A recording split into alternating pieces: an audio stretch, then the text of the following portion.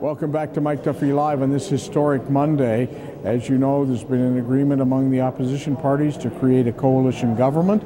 They've sent the message to the Governor General, and there will be a vote a week from tonight on the floor of the House, and that could see, at the moment it looks very likely, could see a change in government here in the nation's capital. Bob Rae is former Premier of Ontario. You moved the amendment that brought down the Joe Clark government.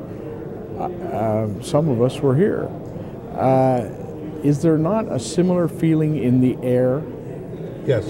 People decided in '79, the MPs decided this guy Clark has got to go. Yeah. Yeah, and I think there's also a sense of once it's set in motion, once the train has left the station, as it were, it's just, it's very, I can't see a way for it to be changed. There'll be acts of desperation, perhaps, one doesn't know. In the last week, lots of things can happen. But I think the fundamental decision has been made by the opposition parties to create a new government with a new mandate, with a fresh start, and that's the way it is. When you go through the mandate document, there are a ton of issues on which there are disagreements among the three parties. Yet, something caused these three groups to paper over all of those differences, to hold their noses, to get along with each other for one reason, with one objective in mind, and that's a change at the top. Well, a change in government. I think something really snapped in the House last week. I think the economic statement was a blunder. It was just a complete blunder. It was a self-inflicted wound. But sort of like 18 cents a gallon. Well, you know, but it was even bigger than that, because I think it was a fundamentally misleading document. I think it failed to provide Canadians with the sense of direction that they were looking for, and then it took some gratuitous swipes at women, at trade unions, and at the opposition parties. And you know, Mike, our parliamentary system is about finding a majority. It's always about finding that majority. You either get it from the electorate, or you have to get it from the House of Commons. And this government just hasn't been able to get it from the House of Commons since the election in this year. Now, the financial markets today, both in New York, which I'm sure have never heard of Jack Layton, right, or in Toronto, where they may fear Jack Layton, are both down, way down.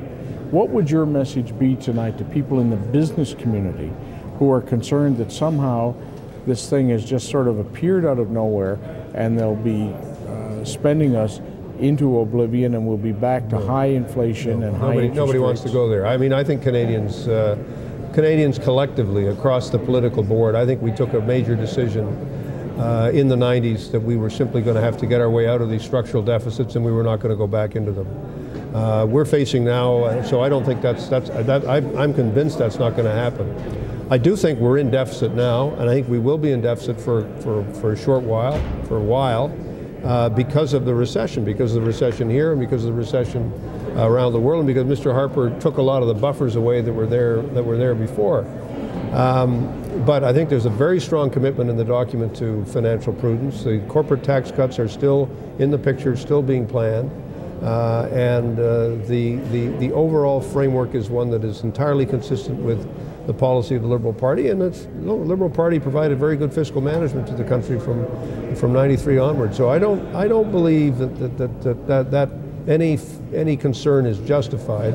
I also don't believe, just by the way, that that's the reason the market fell. I mean, I think commodity prices fell, oil fell by $3 or $4.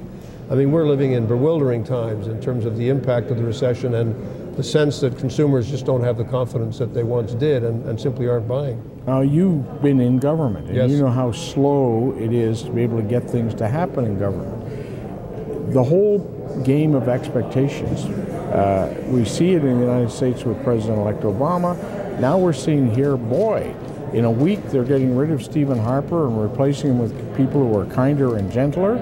But is it realistic to expect that this new coalition government, assuming a week from today it comes into being, will be able to deliver any faster than this government has? Well, I mean, I think so. I think we have to really sit down with the municipalities and with everybody and say, okay, what are the projects that we can get done right away? You said I have some experience. I mean, I have some experience with this. That's one of the reasons we built Highway 407, which was subsequently sold by the Conservatives, by the way. One of the reasons we built it was the biggest infrastructure project in the country at the time it was being built in terms of in transportation, and it was a very successful project. But you know, you've got to have a sense from governments. Okay, what's on the shelf? Now the federal government works in cooperation with the provinces and the cities and municipalities. We've got to really sit down with them and say, okay, what's ready to go? I firmly believe that this government was holding back all that infrastructure spending and simply didn't proceed with a lot of stuff that needed to go ahead with.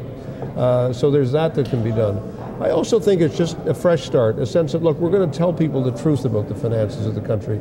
I think one of the reasons Mr. Flaherty lost so many marks last week was because he produced a document that nobody believed. Nobody really believed the numbers that he was producing. What about the provinces? How difficult will it be to get them on side? Or I think the Uncle province. Otto has cash. They'll play the game. No, I think the problem. No, but everybody faces a challenge. I do think the mood's a little different. You know, you've got people in Alberta. You've got Tories in Saskatchewan who are saying, "Hey, how did these guys get here? We didn't vote for them." Well, look.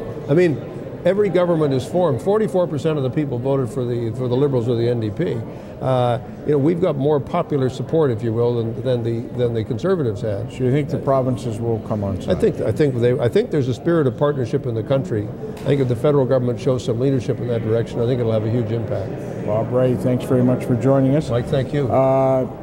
He's still running for the Liberal leadership, and Stéphane Dion said tonight, come May 2nd, I'm out of here. So anyway, we'll leave that there.